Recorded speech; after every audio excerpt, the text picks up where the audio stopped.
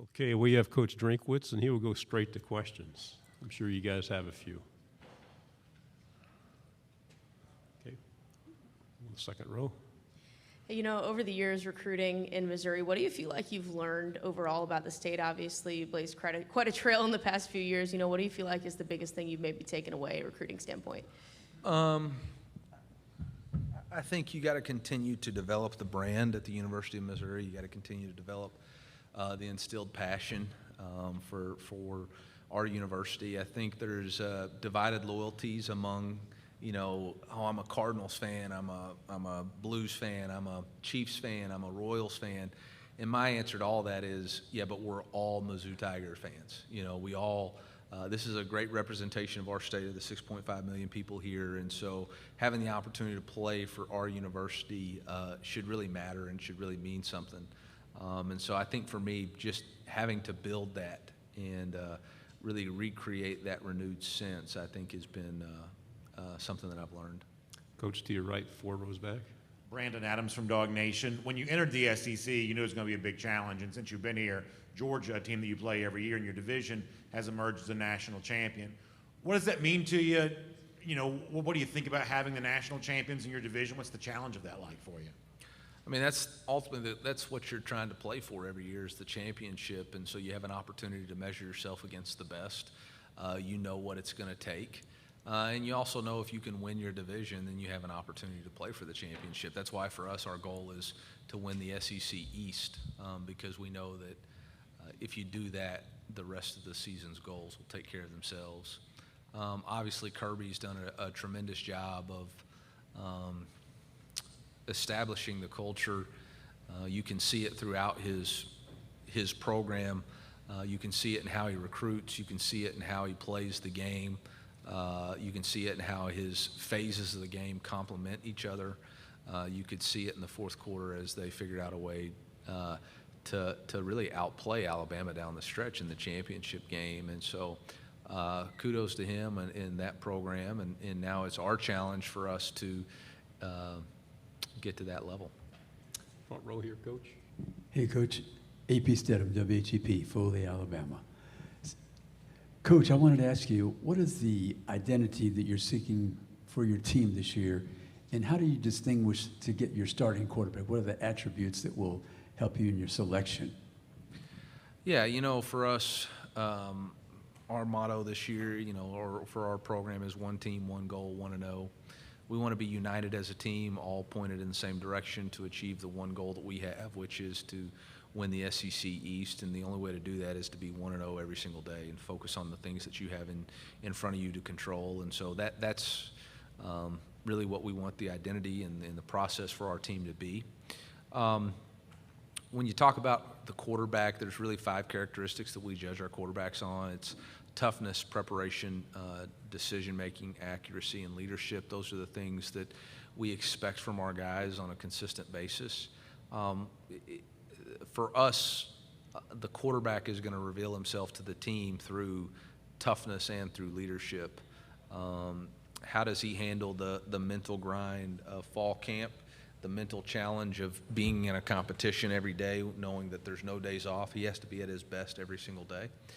And also the leadership aspect of you know, getting your team to the end zone and not really running your own race and not worrying about what everybody else is doing. And so that'll be a real challenge for those guys. And, you know, whoever emerges from that competition will be prepared to play in the toughest league in college football. To your right, Coach, second row. Coach, with the way conferences are expanding, I mean, do you like the direction that, you know, college football is headed? And secondly, where'd you get your shoes?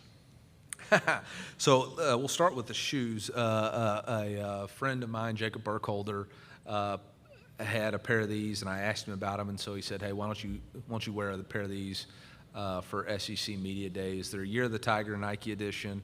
2022 is the Chinese Year of the Tiger, and so what a great way for us, for our team, to embrace that. You know, for as far as college football, man, you know, I said it in my opening remarks. For me, the challenge for college football is not NIL, it's not transfer debate, it's not college football expansion or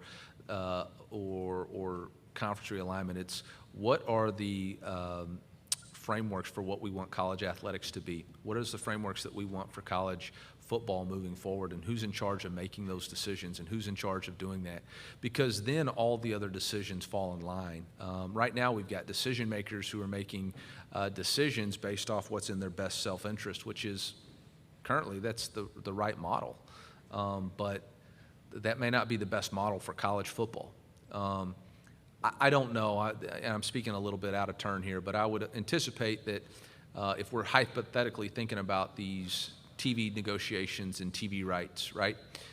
You've got conference commissioners selling them to TV rights, media marketing guys, or presidents who are in charge of what? Creating packages for programming. So are they thinking about what's in the best interest of student athletes? Are they thinking about what's in the best interest of college athletics or the guiding principles? No, they're thinking about how do I make the deal for my program? What's in the best interest of my TV contract? What's in the best interest? They're not thinking about what's in the best interest of a student athlete traveling from, say, the East Coast to the West Coast after a game. So that to me is my question. We've had a lot of conversations about we need to put guardrails for NIL. We need to put guardrails on college football. What do we want college football to be? Commissioner Sankey said we're on the path towards professionalism, and that's not the path we want to be on. Okay. Then who's getting around the table and saying this is what we want the path to be? I'm asking because I don't know.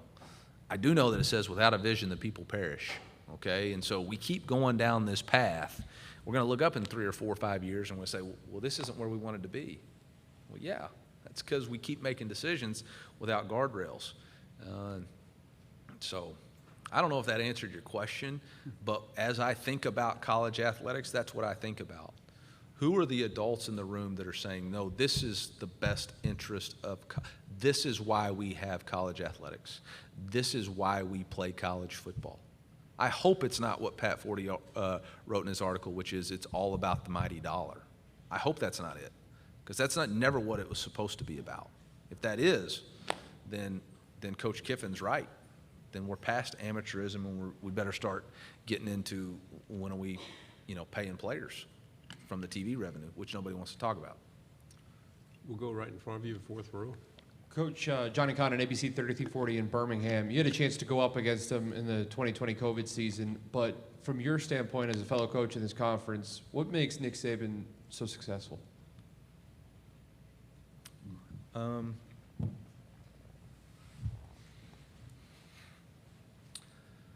I think experience is the best teacher, and wisdom comes from shared experiences and having the ability to try and fail and learn and continue to grow. And Coach Saban has had the ability to be a head coach at a lot of different places within a lot of different frameworks, and he's figured out what makes him and his program successful and how he operates on a daily basis.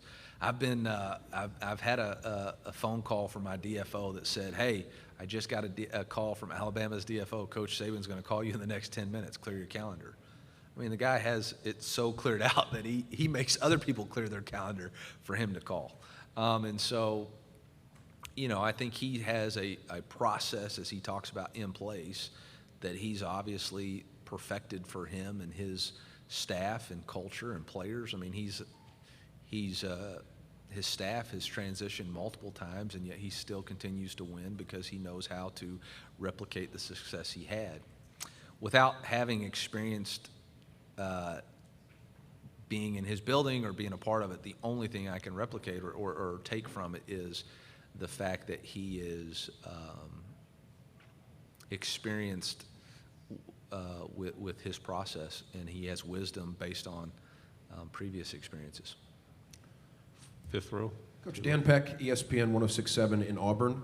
You and your team will make the trip to Auburn, first time in Missouri history. They'll play at Auburn this year. You have some familiarity with the program. Several of your coaches and analysts have Auburn ties as well, and you are familiar with Coach Brian Herson from your time at Boise. Can you talk a little bit about your relationship with Coach Harsin and the impact he's had on your career? Yeah, I owe a lot of debt of gratitude towards Brian and Kess. Brian gave me an opportunity to stay at Arkansas State as a co-offensive coordinator, and then brought me to Boise, and then elevated me to an offensive coordinator position there at Boise, and so really gave me a start in this profession outside of Coach Malzahn, and learned a lot of great things about program building and culture setting and the way to attack a job on a daily basis. And it's going to be a real challenge, obviously, going to Auburn, a tremendous environment, having played there as a visitor before when I was at Arkansas State with Coach Harsin, ironically. So it'll be a tremendous challenge. Did not realize it was the first time in Mizzou history to be there, so that's a fun fact to share with our guys, and I look forward to a great competition. To your left, coach, second row. You talked a lot about the culture, both at Alabama, Auburn, going into your third season. What's the culture that you're trying to set at Mizzou?